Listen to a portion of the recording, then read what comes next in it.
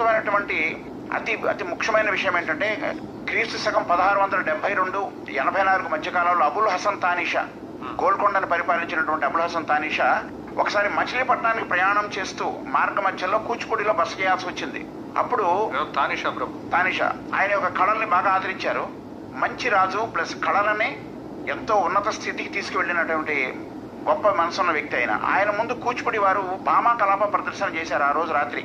దానిని చూసి మనసు కరిగిపోయి ఇంత అద్భుతమైనటువంటి ప్రదర్శన చేశారా అని చెప్పి సుమారుగా 600 ఎకరాల మాగాణి నేలని వారు కూచిపూడి వారికి రాసిచ్చేశారు. వారు అంటే వారికి మీరు అమ్ముకోవచ్చు, వాళ్ళ హక్కుదారుగా సొంతంగా వాళ్ళకి 600 ఎకరాల కూచిపూడిని అగ్రహారాన్ని దానంగా చేశారు. ఇది ఒక అద్భుతమైనటువంటి మరొక విజయం కూచిపూడి వారిది. భామా కలాపం అన్నారు కాబట్టి దాని గురించి మాట్లాడదాం.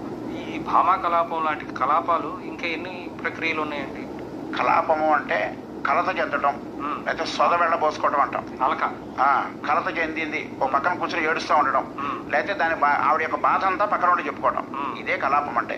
ఇక్కడ భామా కలాపము క్రీస్తు శకం 13-14 శతాబ్దాల్లో విలాపము 13-14 శతాబ్దాల్లో సిద్ధేంద్ర యోగి, మనందరికీ తెలుసు సిద్ధేంద్ర యోగి ఎటువంటి ఏం చేశారో. ఆయన రాసినటువంటి భామా కలాపము కూచిపూడి నాట్యానికి ఒక మహోన్నత శిఖరం లాంటిది.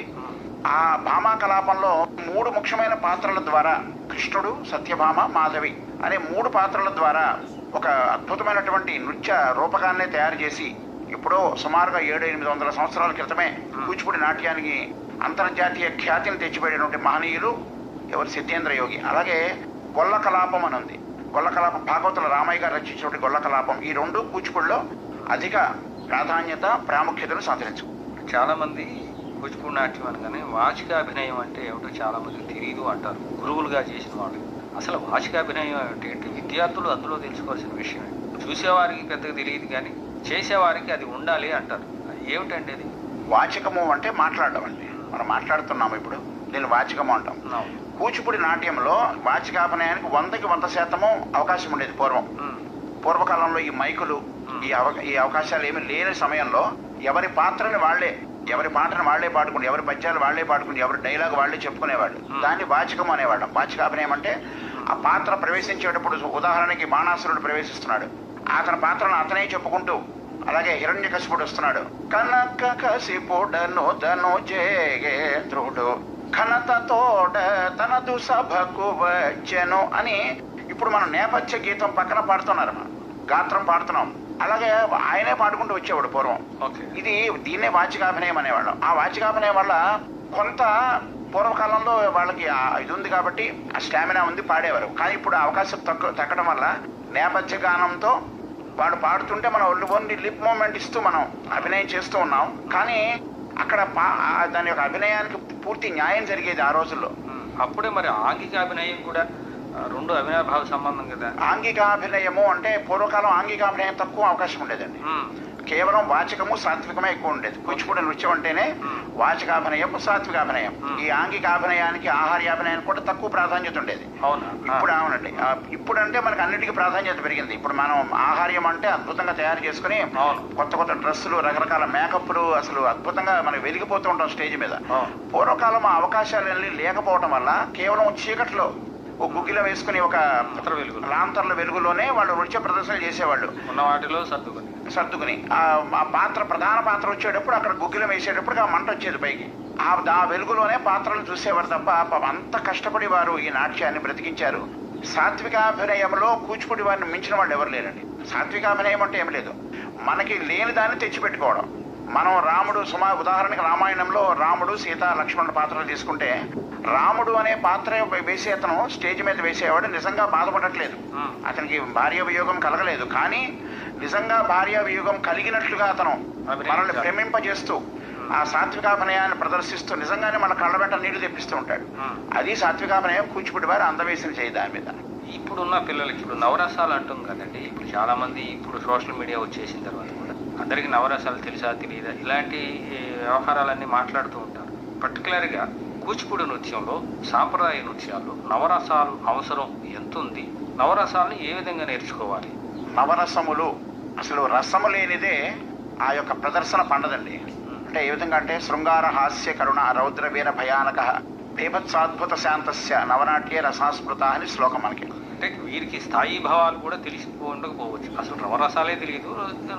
రసాల్లో స్థాయి భావం ఏమిటి? ఇప్పుడు కరుణ అనగానే శాంతము, రౌద్రం అనగానే కోపం, ఇలా స్థాయి భావాలకు చాలా మందికి తెలియదు. అసలు నవరసాలు అంటే ఏమిటి, దాని స్థాయి భావం ఏమిటి, ఈ నృత్యం అభినయంలో కానీ ప్రదర్శనలో కానీ దాని పాత్ర ఏమిటి?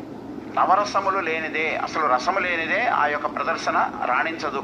ఆ ప్రేక్షకులు ఒక్క క్షణం కూడా అక్కడ కూర్చొని చూడలేని పరిస్థితి ఉంటుందండి. అంటే భావముల నుంచి రసములు ఉత్పన్నమవుతాయి. మనం ఏదైనా ఒక పద్యము శ్లోకం అభినయించేటప్పుడు దాని యొక్క అర్థాన్ని తెలుసుకుని దాన్ని పూర్తిగా అవగాహన చేసుకుని ప్రదర్శించినప్పుడు ఆ భావాన్ని చూపించినప్పుడు దానిలోంచి రసములు ఉత్పన్నమవుతాయి. అది ఆ సందర్భాన్ని బట్టి. ఈ సందర్భం అక్కడ శృంగారం అంటే రతి అనే స్థాయి భావం నుంచి వస్తుంది. ఈ శృంగార ప్రదర్శనలో కూచిపూడి వారు మంచి అందవేసిన చెయ్యి. ఎందుకంటే భామా కలాపంలో సత్యభామ పాత్ర ద్వారా, అలాగే ఉషా పాత్ర ద్వారా, శశిరేఖ పాత్ర ద్వారా, అనేక యక్షగానములు ద్వారా, ఆ యొక్క శృంగార పాత్రల ద్వారా మనకి కూచిపూడి వారి ఎంతో మంది మహనీయులు వారి గొప్పతనాన్ని వారి యొక్క అద్భుత చాతుర్యాన్ని ప్రదర్శించారు. మనకందరికీ తెలిసిన విషయం ఇది. భారతదేశం అంతటా కూడా ఈ మహనీయుల యొక్క ప్రదర్శన చూడని వారు లేరు. అంటే శృంగార రసాన్ని, రతి అనే స్థాయి భావం నుంచి శృంగార రసం ఉత్పన్నమవుతుందండి. అలాగే సంభోగ శృంగారము, విప్రలంభ శృంగారం అని రెండు రకాలుగా ఈ శృంగారాన్ని చూపిస్తాం మనం. సంభోగ శృంగారము అంటే నాయకుడు నాయిక ఇద్దరు ప్రేమానురాగాలతో చరించడం, ఒకరిని విడిచి ఒకరు ఉండలేకపోవటం, ఎక్కడికి వెళ్తే అక్కడికే వెళ్తూ ఉండటం అనేది మనకు సంభోగ శృంగారము. అలాగే విప్రలంభ శృంగారము అంటే వియోగం, పతి వియోగంతో బాధపడుతూ ఉన్నటువంటి నాయిక. మనకి ప్రముఖ ఉదాహరణ భామా కలాపమే. సత్యభామ విప్రలంభ శృంగారం, సత్యభామ పాత్ర అంతా కూడా కృష్ణుడు ఆవిడ నుంచి వదిలి వెళ్ళిపోయిన దగ్గర నుంచి కూడా ఆవిడ పోషించిందంతా విప్రలంభ శృంగారమే. విప్లవ శృంగారం కాళిదాసు గారు అయితే బాగా చెప్పారు. అభిజ్ఞాన శాకుంతలంలో అద్భుతంగా దుష్యంతుడు ఏ విధంగా అయితే వదిలేసి వెళ్ళిపోయాడో శకుంతలని ఆవిడ బాధపడుతూ, అదంతా మనకి తెలిసిన కదే. ఇక్కడ మనం భామా కలాపంలో ఇప్పుడు సత్యభామ పాత్ర ద్వారా విప్రలంభ శృంగాన్ని అత్యద్భుతంగా చూపించారు సిద్ధేంద్ర యోగులు. ఆయన యొక్క అసలు కవితా చాతుర్యము ఎంత అద్భుతంగా ఉంటుందంటే ఈనాటికి 100 సంవత్సరాలైనా కూడా నేటికి నిత్య నూతనంగా మనం చూస్తున్నామంటే దానికి ప్రధాన కారణం ఏంటంటే ఆయన యొక్క రచన ప్రతిభ. శివరామకృష్ణ గారు, మీరు ఇప్పుడు ఈ వృత్తిలో ఉండి, నాట్య వృత్తిలో ఉండి, ఆంధ్రప్రదేశ్ ఉగాది పురస్కారం కానీ, ఢిల్లీ వారు ఇచ్చిన ఆదిలీలా ఫౌండేషన్ వారు ఇచ్చిన ఉగాది పురస్కారం కానీ, ఇంకా మీకు ఇచ్చిన ఇతరేతర సంస్థల వాళ్ళు ఇచ్చిన బిరుదులు కానీ, ఇవన్నీ ఓకే. ఇప్పుడున్న పోటీ ప్రపంచంలో ఈ సాంప్రదాయ నృత్యాన్ని మా పూర్వీకులు దీన్ని కాపాడుతున్నాం అనేది ఒక ఎత్తు. మీరు కాకుండా శిష్యులు తయారు చేస్తున్నారు కదా. ఈ పోటీ ప్రపంచంలో ఇప్పుడు సాంప్రదాయ నృత్యాలు కాకుండా సాంప్రదాయేతర డ్యాన్సులు అన్ని టీవీ ఛానల్స్లోనూ, పాశ్చాత్య డ్యాన్సులు, నృత్యాల్లో మీరు మనుగడ సాగించడానికి ఏం చెప్పదలుచుకున్నారు? అంటే మనం నమ్ముకున్న నాట్య కళ శాస్త్రీయమైనదండి. అంటే మిమ్మల్ని ఏం అడగదలుచుకున్నానంటే ప్రజాదరణ ఏ విధంగా ఉంది, దాన్ని ఎలా నిలబెట్టుకోగలుగుతారు అని. అంటే ఈ పూర్వం కన్నా కూడా ఇప్పుడు ఇంకా ప్రజాదరణ పెరిగిందని చెప్పొచ్చండి. పూర్వం కన్నా ఇప్పుడు